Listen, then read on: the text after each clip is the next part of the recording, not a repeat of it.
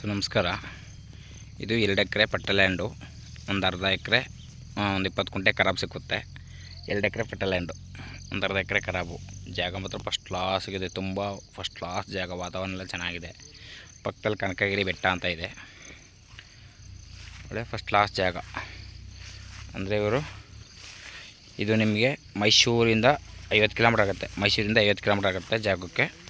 ಮೈಸೂರಿಂದ 50 ಕಿಲೋಮೀಟ್ರ್ ಆಗುತ್ತೆ. ಡಾಂಬಾ ರೋಡಿಂದ ಒಂದು 400 ಮೀಟ್ರು ಆ ಜಾಗಕ್ಕೆ. ಡಾಂಬಾ ರೋಡಿಂದ ಒಂದು 400 ಮೀಟ್ರ್ ಆಗುತ್ತೆ. ಊರಿಂದ 1 ಕಿಲೋಮೀಟ್ರ್ ವಿಲೇಜು. 1 ಕಿಲೋಮೀಟ್ರ್ ವಿಲೇಜ್ ಇದೆ.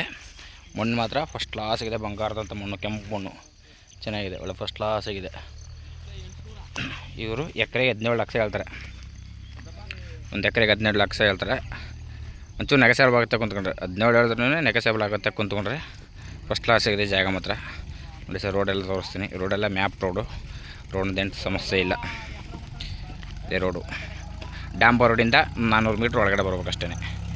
400 ಮೀಟ್ರ್ ಒಳಗಡೆ ಬರಬೇಕು. ಫಸ್ಟ್ ಕ್ಲಾಸ್ ಆಗಿದೆ ಜಾಗ ಮಾತ್ರ. ನೋಡಿ ಸರ್, ಇಷ್ಟ ಆದರೆ ಕಾಲ್ ಮಾಡಿ, ಶೇರ್ ಮಾಡಿ, ಲೈಕ್ ಮಾಡಿ. Okay sir, thank you.